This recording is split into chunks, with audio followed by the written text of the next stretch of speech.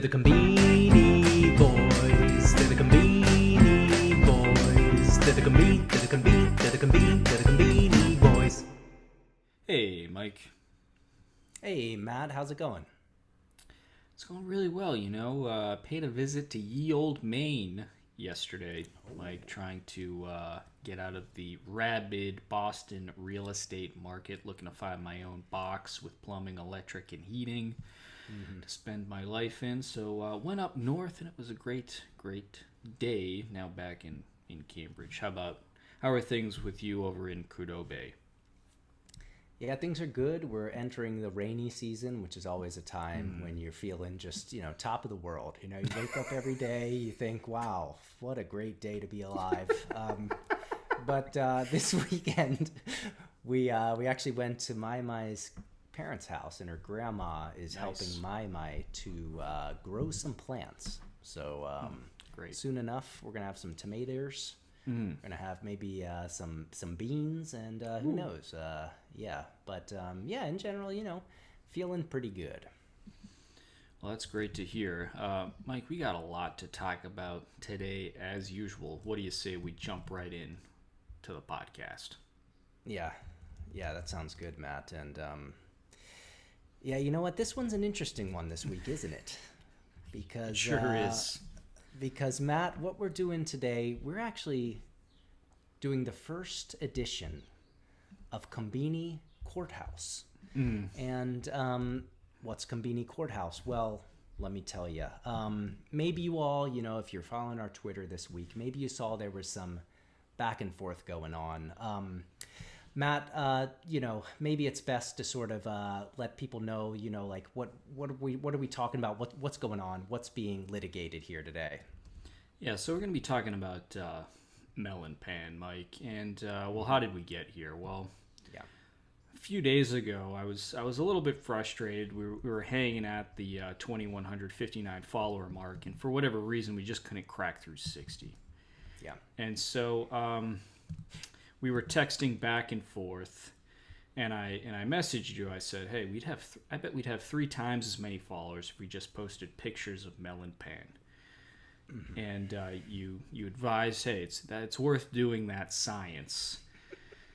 And I posted a simple tweet. It was 3 images of 3 distinct types of Melon Pan with the text, "Melon Pan, love it or hate it." And I was doing this from the toilet, by the way. Fittingly, I will add. And sure enough, Mike, that's been our 14th best tweet this month, garnering 5,100 impressions, getting us over that 2,160 follower mark.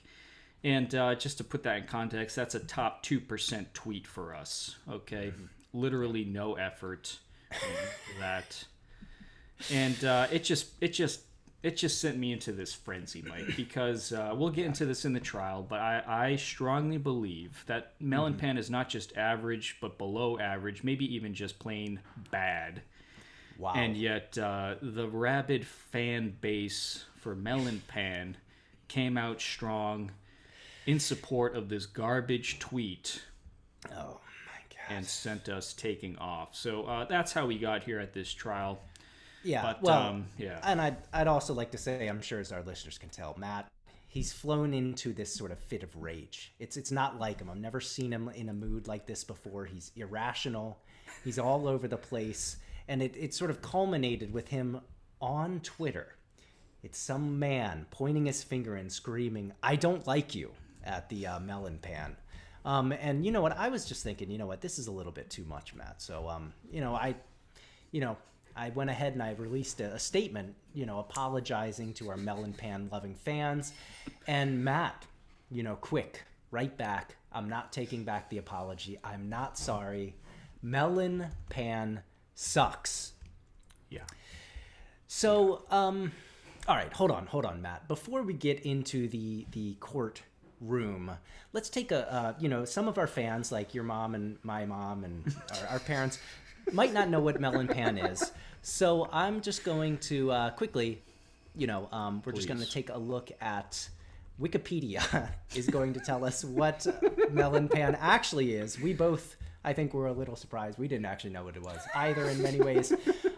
So Melon Pan, here it is. It's as you can see, it's a bread / cookie sort of sweet snack in Japan.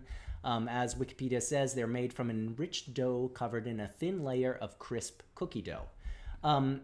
They're soft inside and crunchy on the outside.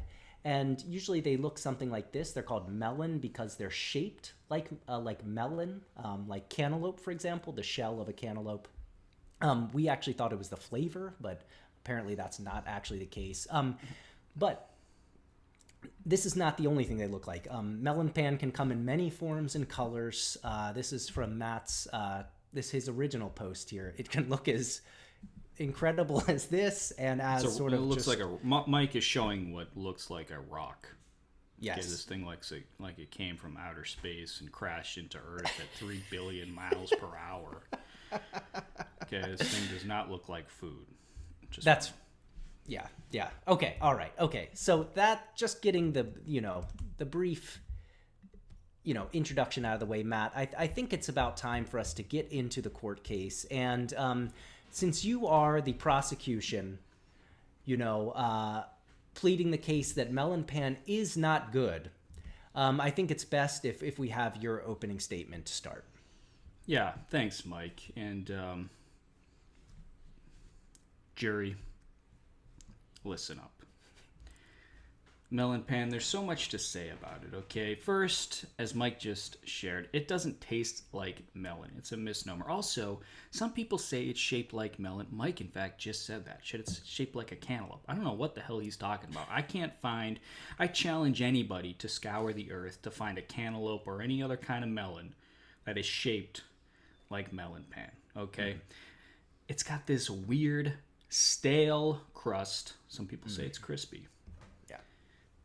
That we've been gaslighted to believe that means it's fresh, okay?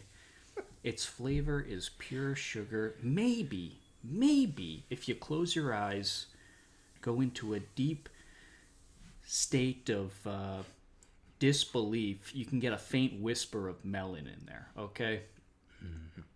But here's what makes me most upset about Melon Pan.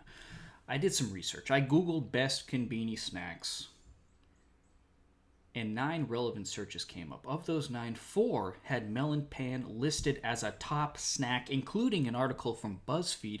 By the way, top BuzzFeed comment on that article was, "I miss Melon Pan. So good from 7-Eleven." What garbage, okay? What did that person experience to think that Melon Pan, of all kinds, the one from 7-Eleven, is so good? Quoting that person. Okay, but here's what's really makes me... It's overshadowing way better bread. Let's talk about steam bread, everybody. A true Conbini treasure. It gets no love. Let's talk about pancakes stuffed with margarine and maple syrup. You're telling me Melon Pan is better than that? I don't think so. And ultimately, Mike, like so many things, this all comes back to baseball. Between 1997 and 2003, Nomar Garciaparra was a decidedly better shortstop than Derek Jeter. Just look up the stats, people. But today, people only remember Jeter. In fact, ESPN is going to produce a documentary series just on him. Not even the New York Yankees, just Derek Jeter. But Nomar was a better shortstop between 97 and 2003 by every measure. Yet here he is, Jeter getting all the damn glory because he lasted longer. He never got injured like Nomar did. He went up to the plate and hit rinky-dink singles day after day. That's what Melon Pan is. It's 3,400 rinky-dink singles stacked up over 1,200 years and 4 million plate appearances. Meanwhile, pancakes with margarine and maple syrup, that's Nomar flying across the dirt, whipping impossible fastballs to turn hits into improbable outs. Steam bread is Nomar blasting line drives 400 miles an hour over the Green Monster 2 and 3 times a game. But no one cares, because we've got 3,400 rinky-dink singles over 1,200 years and 4 million plate appearances. Turn off the game, everyone. There's nothing to see here.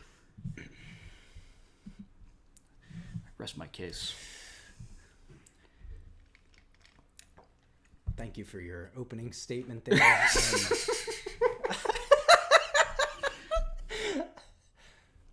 I'm not convinced that many people will be swayed by that, but if they are, let me give you my rebuttal. This is my opening statement. As the defense, ladies and gentlemen, good day to you.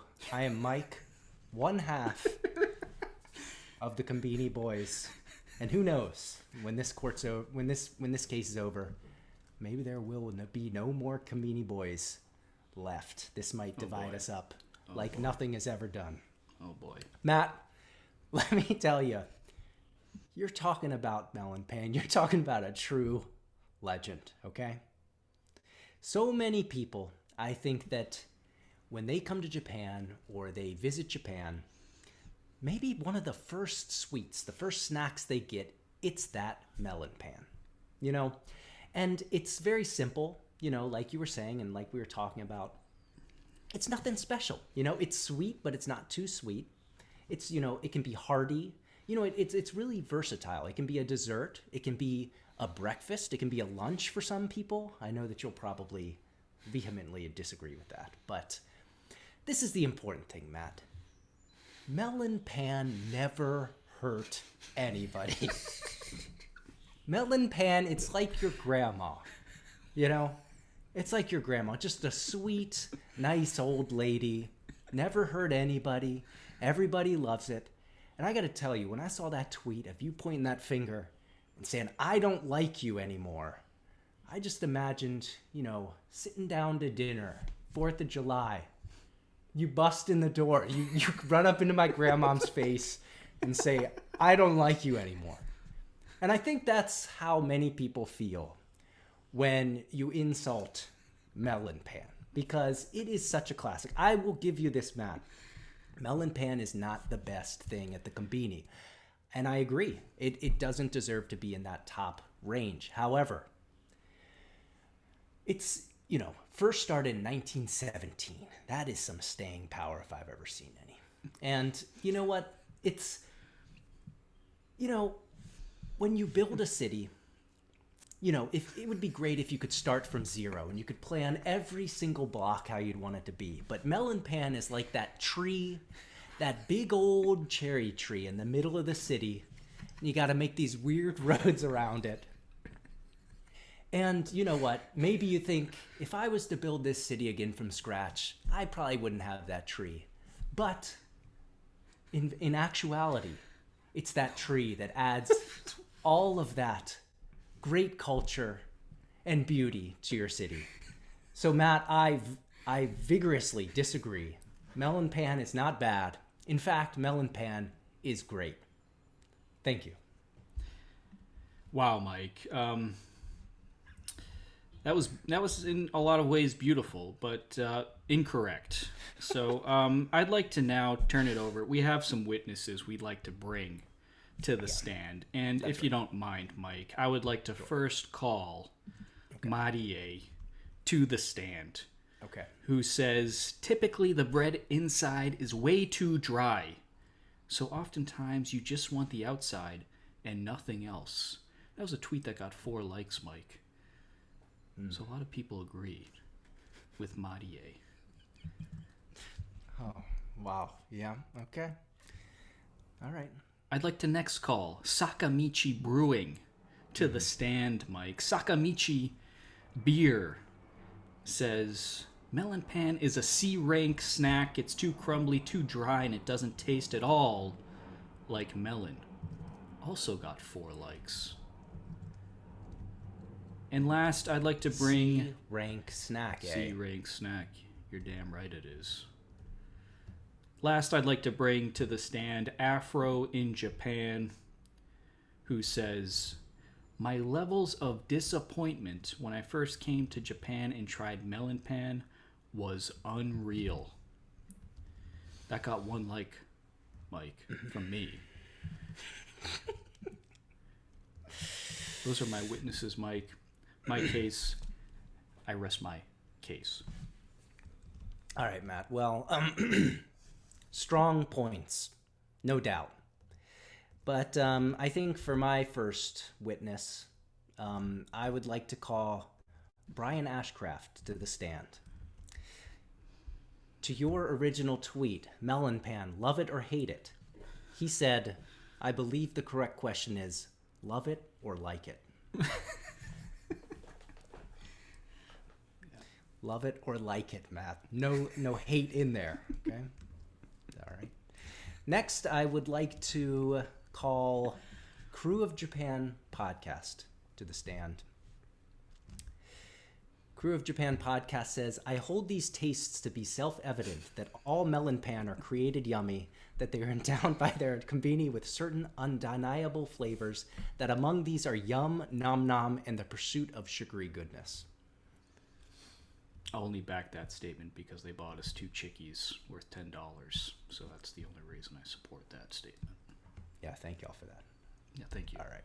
Thank you. Yeah, seriously, thank you all. That's awesome.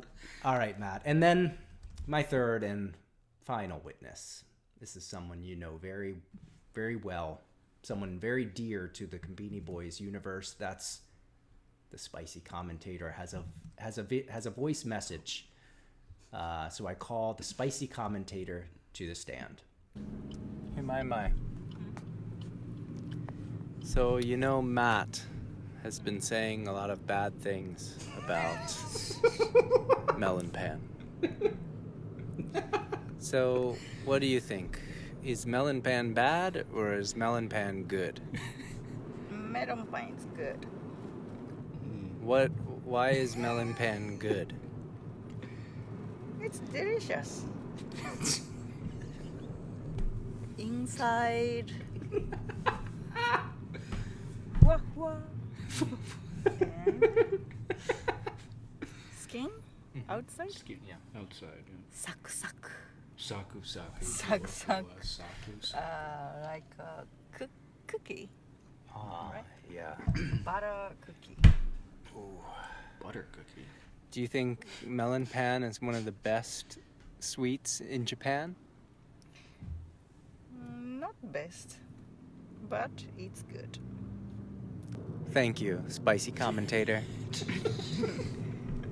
See ya, Matt.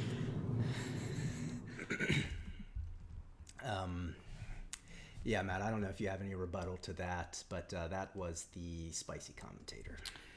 Yeah, I don't know if she was saying the outside is saku saku or outside is sucks. It was unclear to me in that statement there. No, of course, you got to respect everything the spicy commentator has to say. She is really one of Japan's foremost experts on sweets. Mm-hmm. So that's a strong witness, Mike, for sure. All right, Mike, we've each called 3 witnesses, made our statements on Melon Pan, but it's really up to the jury to decide, is Melon Pan good, yes or no?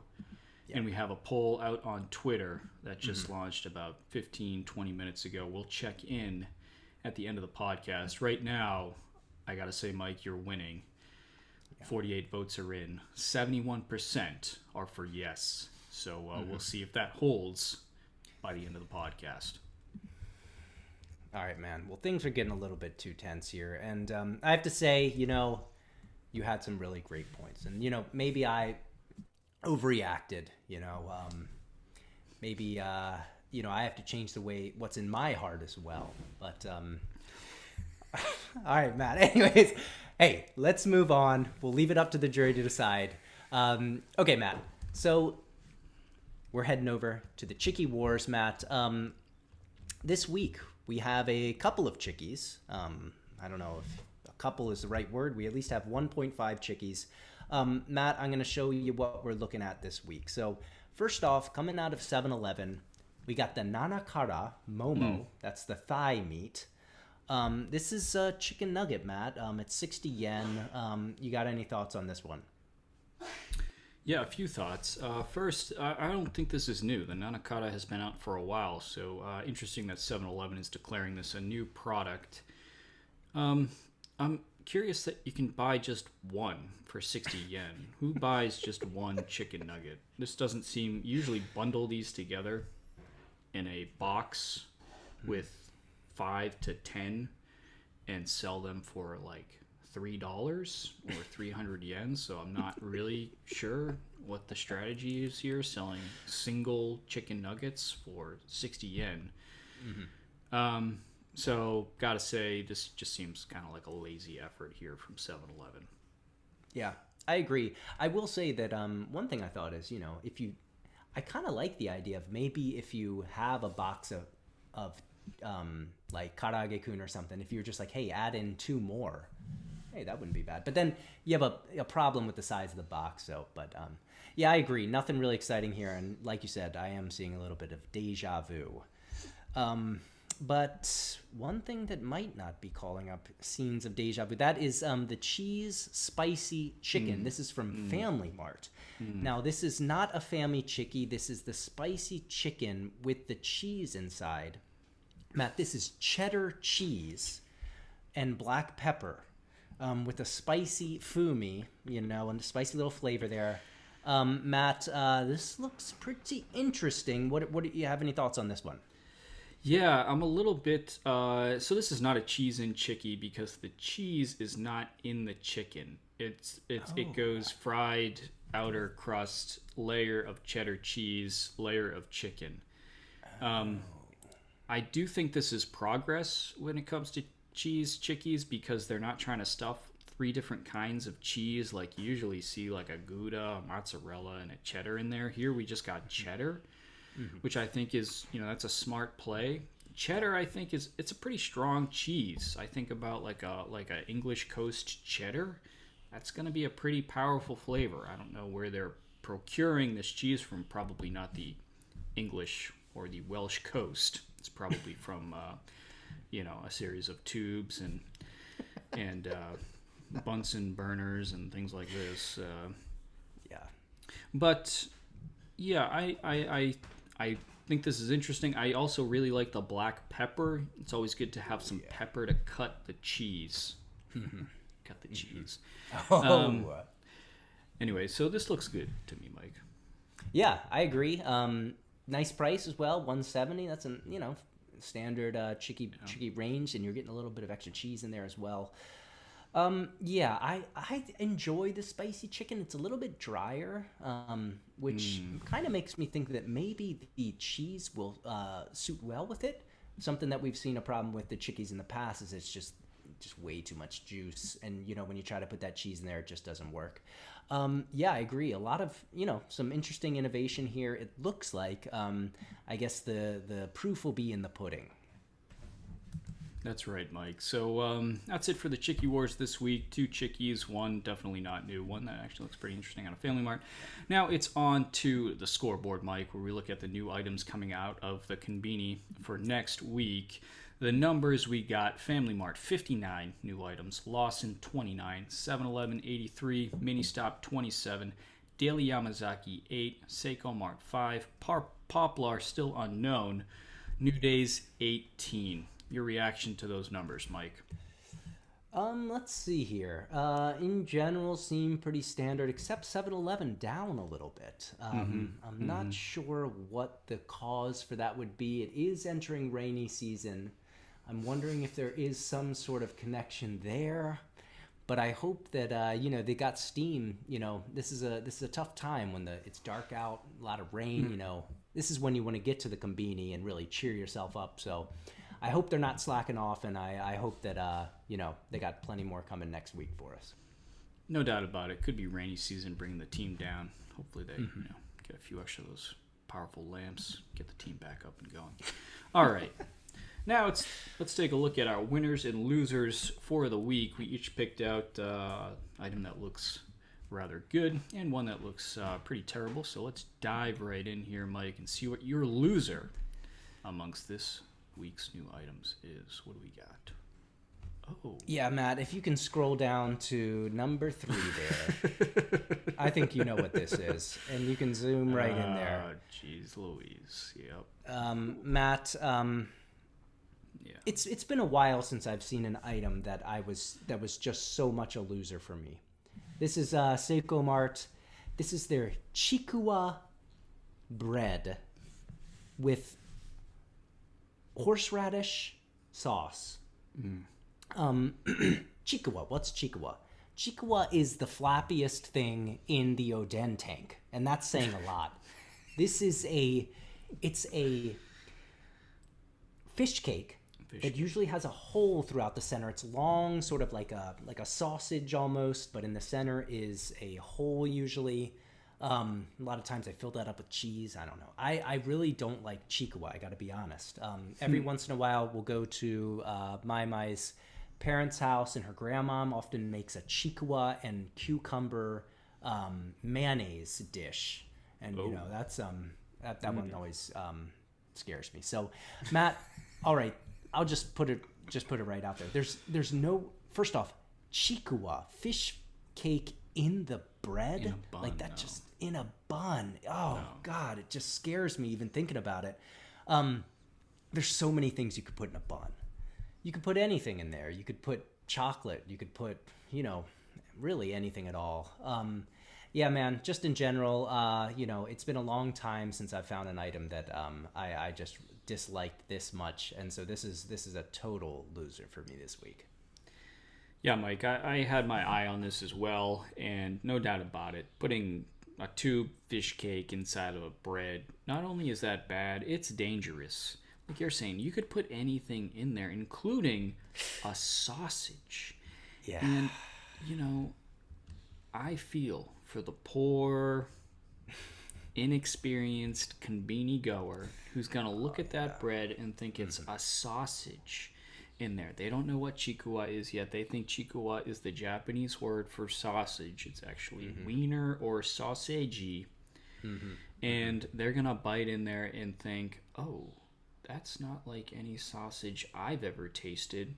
Oh, wait, this is gross. Yeah. So this is a landmine that is definitely going to blow up a few inexperienced Conbini players. Yeah, no doubt. All right, let's take a look at my loser for this week, Mike. I got something here out of Family Mart. This is the big Shawessen Wiener here, okay? We're looking at a shrink-wrapped Wiener. This is a single shrink-wrapped Wiener. And they're claiming on the package that this is the fattest wiener of all time. Okay, this thing looks like, but this thing is this a sausage or a sex toy here, Mike? Am I supposed to put this in my mouth or up my butt? Okay. Oh, and don't forget to heat it up in the microwave as instructed there. Whew, 30 seconds on that. Watch out, ladies and gentlemen.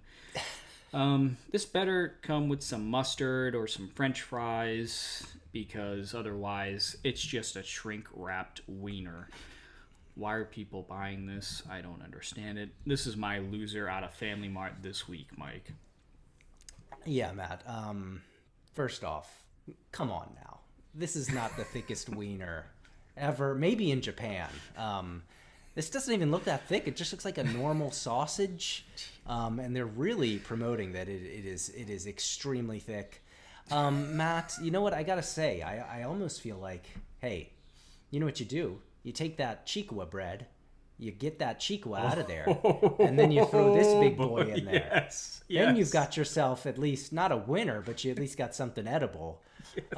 Matt, this is I'm skeptical of the claims, and like you said, like heating this up in a microwave and just eating this as it is seems a little dangerous, to be honest, because I imagine you bite in this thing, it just blows you away. Matt, this is definitely a loser. So much more they could have done with this thing instead of just leaving it by itself. Yeah, and I'm really struck again by they're again saying this is the fattest wiener in history. You know, they have the kanji there. I thought at first it said sai-dai, which means biggest, but the kanji for big and fat, the only distinguishing factor is this little dash between the legs of the big. And I thought, oh my God, they're saying this is the fattest wiener of all time. In history, actually, is what they're saying. In history. All right. Let's move on to our winners here. Let's step out of the loser's circle and take a look at what you picked out as a winner this week, Mike. Yep. See what you got. Lawson. Oh, yeah. Like. Oh, yes. Oh, Yes. Matt. Boy. Matt, there are some times, and often, this is coming out. By the way, this is coming out of Lawson, and this is that sort of Lawson item where it's almost you don't know what it is. It's almost like extraterrestrial. Like somebody brought this to Earth, and not to mention the name, Matt. This is the Yururupu. Yururupu. Custard pudding. Okay, so, just reading the description, this is a soft pudding that they've mixed cream into to give it an extra soft texture. And then it also has custard sauce on top. And the way that this thing looks, it's a cup of pudding, but then at the top it almost looks like an egg, almost like maybe like a soft boiled or like a hard boiled egg, but this is actually pudding and pudding sauce on top of this. It looks so jiggly. I really want to just take this and just kind of shake it and see what happens, because it looks so damn good, Matt. This is Uchi Cafe. This is Lawson at its best. These are the types of things that you just see and you just get excited and make you actually happy, thank you, Lawson, for another awesome item with the Yururupu. Lawson has a few awesome desserts out this week. This is definitely the one that caught my eye. It really looks spectacular. It looks like it looks like you just want to kind of dip in there and have a soak in that pudding and jiggly. Oh man, I bet if you heat that up for a couple seconds, oh my god. It's impossible to. I've never seen something that looks this luscious. I think is the right word. Yeah, it does. It looks like an egg on top, this kind of mound there. But that's custard pudding, ladies and gentlemen, topped with some nama cream on top, a little sauce. God, I gotta stop looking at this. This is truly spectacular. Yep. All right. My winner for this week, Mike. This is also out of Lawson, and this is on the savory side here. We're looking at Oh my god. chicken nuggets wrapped in skin, pumped with shichimi spicy seasoning, and then fried. Okay, so we got little chicken nuggets here wrapped in skin. The skin is fried and crispy. It's all like bubbly. And then it's got the injection of the shichimi, that peppery spice. Mike, we talked about this a few weeks ago. Lawson has somehow figured out how to inject flavoring under breading. We share that with the Yuzu Kosho Karaage-kun. Yeah. This achievement, no doubt about it, belongs in the same breath as the Apollo program, Manhattan Project, etc. But now, as we suspected, they're beginning to run with this, and now they've injected shichimi under fried chicken skin. This is not breading, ladies and gentlemen. This is chicken skin. Oh my god. Now, I do have one question, which is, chicken balls aren't wrapped in skin in nature, of course. Sure. You know, Sure. you don't just like peel off like monkey bread from a chicken, fully wrapped chicken skin. So somehow Lawson is taking the chicken nugget meat, wrapping it in skin with some kind of adhesive, injecting it with the shichimi, and then frying it. This looks absolutely spectacular. I can't imagine a better snack to have with a ice cold foamy Conbini beer. Good God, Matt. Thank you for picking this up, because to be honest, I looked at this and I didn't really realize what was happening at first. And now that I see, I'm completely blown away. All right, a couple of points here. First off, you're exactly right. They're using that technology that they developed with the Karaage-kun, and they're not just letting it go to waste just with one item. They're not wasting their R&D dollars. They're trying to expand this out, and I say that's awesome, because let's be honest, shichimi, that's one of the great spices. Shijimi 7 spices. It's usually like a spicier spice, a mix of spices. It's great. It's awesome. And Matt, on the point of the chicken wrapped with chicken skin, yeah, it seems a little redundant, but no. Because if you've ever had yakitori in Japan, so we've talked about this before. I feel like in the States, at least when I was growing up, people say chicken skin, that's bad. You can't eat that. It's not good for you. You got to take it off the chicken. One of the great shams of our generation. Because chicken skin is no doubt the best part of the chicken. Delicious. And I got to agree. This looks amazing because they're taking that fried chicken skin. Oh, man. Wrapping that chicken nugget and putting in that shijimi sauce. Matt, if I would have understood what this was, this would have been my winner for the week. This is the next generation of Conbini item coming to life here. Amazing item, one of the best I've seen this year for sure.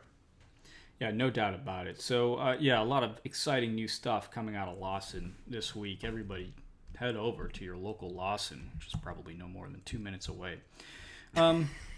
All right, so that's going to wrap up the podcast for this week, Mike. We had the big trial to start out, so we're going to close with just a couple of segments this week. We do want to check in. We put it to the jury, Mike, and we want to see. We issued that poll. Is Melon Pan good? Yes or no? 63 votes are now in. There still are 23 hours left on this poll.